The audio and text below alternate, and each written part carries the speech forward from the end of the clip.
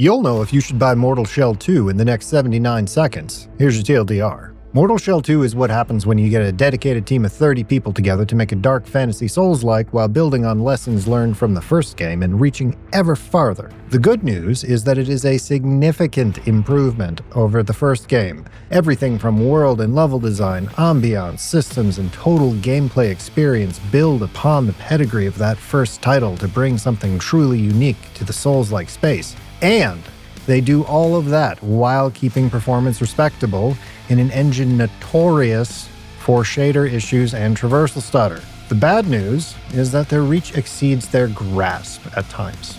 Over the course of my 20-ish hours with the game so far, I've encountered numerous game-breaking bugs, egregious pacing and balancing decisions that leave me scratching my head, and some core mechanics that most certainly require tweaking for a more consistent experience. All in all, Mortal Shell 2 reminds me of another recent AA Souls-like release, Lords of the Fallen. It's competent at release and likely to become patched into something truly great, given the care, attention, and humility to set attachment to a vision aside in favor of a better game. At $50 US or your regional equivalent, Mortal Shell 2 isn't cheap, but it also comes in lighter than modern $70 or $80 price tags. First playthroughs are likely to clock in at the 25 to 30-ish hour range, depending upon your flavor of completionism, so I'd say that's a fair value for your gaming dollar when considering the replayability on offer here. Now, if all you wanted was that TLDR, cool, I get it. Thanks for sticking around. Before you go, though, maybe hit those YouTube buttons and comment which shell you're stoked about.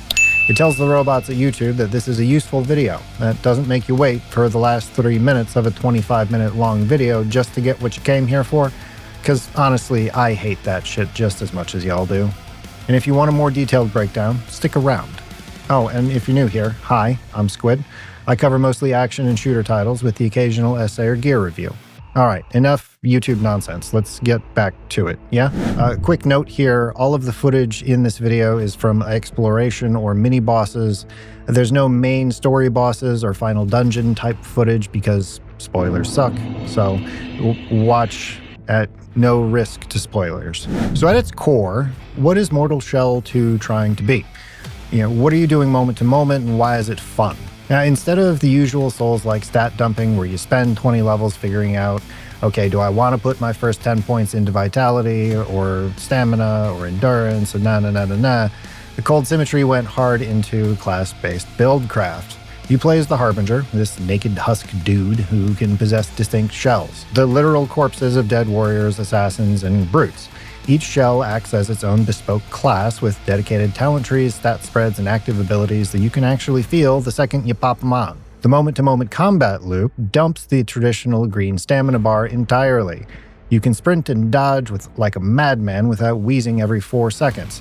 But the game balances that by forcing you into a tight push-and-pull resource economy. You get up in an enemy's face with melee to build resolve through hits and parries, then you dump that resolve on class abilities, weapon arts, or secondary ranged weapons, things like shotguns, crossbows, or magic loots. Now, if you screw up and your health hits 0, you get blown out of your shell, you're stuck fighting in your fragile husk form, but if you do enough damage, you jump straight back into your shell on the fly. It turns what would normally be a panic-induced death screen into a bit of a comeback mechanic. It's nice. Top that off with modular tar stones that level up simply by using them, that let you stack passives and infuse your weapons with elemental nonsense, and you end up with buildcraft that feels a hell of a lot closer to Remnant 2 than classic Dark Souls. Again, really nice. Moving on to art, audio, and vibes. Visually, Mortal Shell 2 is a stunner. UE5 is going to do UE5 things. It's pretty.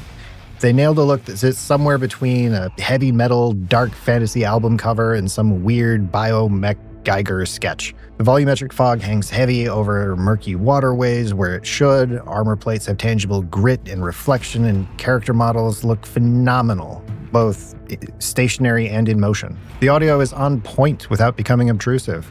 Combat sounds are competent and meaty. Parries give you a sharp metallic snap, and execution finishers sound properly brutal. The ambient soundtrack swells, add to the vibes without overtaking everything or shouting over combat cues. As for story, it's scant. It's a Souls-like. You'll piece things together through lore shreds in the world and glimpses in the memories of each shell. Again, it's a Souls-like. You know how this works. You're not here for the story. As for performance and settings, I'm pleased to say that I have no major complaints here. The options menu is robust, including full rebinding for those of you deranged enough to play this on mouse and key. Audio options are your standard fare, but the graphical options are a standout winner, which will have you tweaking as much or as little as your hardware and whimsy determine. All right, so let's talk performance though, because this is on Unreal Engine 5 after all. And I have not been shy about talking mad shit about unoptimized ports before. On my main machine, 9800 X3D and 5090, I was holding between 120 and 150 FPS at 1440p with everything on ultra and motion blur off. On my backup testing machine with a 3080 and a mad CPU bottleneck, I was able to tinker with some of the graphics settings and some DLSS and hold around 80-ish FPS at 1440p. All of these are with frame gen off, by the way. I did notice some mild traversal stutter at times, but it's most prominent, at least in my experience, while using the teleportation gates, so there's no impact on gameplay. Thankfully, there is a robust shader pre-compilation on startup, so you don't get that hitching effect the first time you see a new spell, which is nice. 9 out of 10, y'all. Well done. Now, we need to talk about the parts that are likely to wear on you, because while the foundation is solid, there are design choices here that will test your patience. First off, early game pacing and the health economy are overly punishing. Before you get access to better gear and healing and levels and whatnot, the health economy is purely attrition-based and it kind of sucks. Early on, taking a couple errant hits sets you back massively, and it turns the opening hours into a slog that actively disincentivizes wanton exploration. Worse yet, several minute runbacks are peak mid-2000s era game design, and the industry has moved on since then. But they're here. Finding huge areas bereft of beacons to spawn from feels like one game designer or producer's baby that was pushed through despite feedback in development. Now, when you pair marathon runbacks with an unforgiving health pool, dying doesn't feel like a learning opportunity. It just wastes your time, and that feels bad. And then there's the combat tuning. Enemy magnetism and attack tracking in this game is nutty. Enemies will literally ice skate across the floor and spin 180 degrees mid-air to catch you coming out of a dodge. It honestly feels a little bit like an overcorrection to feedback from the beta that the enemies were kind of pushovers, and now everything tracks you like a heat-seeking missile and hits like a truck unless you're min-maxing your build. Add in some collision jank where you clip into cliff geometry or get yeeted across the world by a boss, and you have to warp back to a beacon or quit out to the main menu and then load back in, achieving the same thing of putting you back at your last beacon, and the rough edges start to show real quick. All right, wrapping things up here with the overall verdict and the Burrito index. Mortal Shell 2 comes in at a price of 3.84 burritos. Not cheap when it comes to games, but for something you're likely to get 50 plus hours of, if you're messing with different builds and New Game Plus, it's a fair value, I think.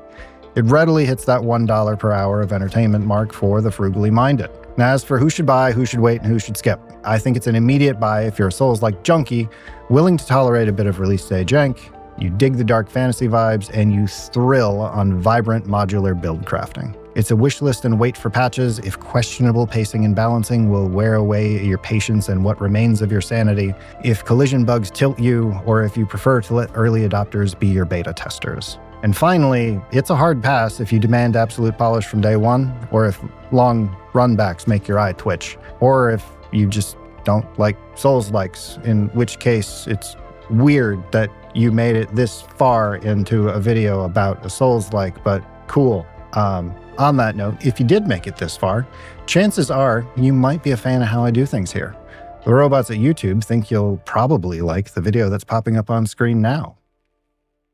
I've been BaldSquid. I'll see you next time.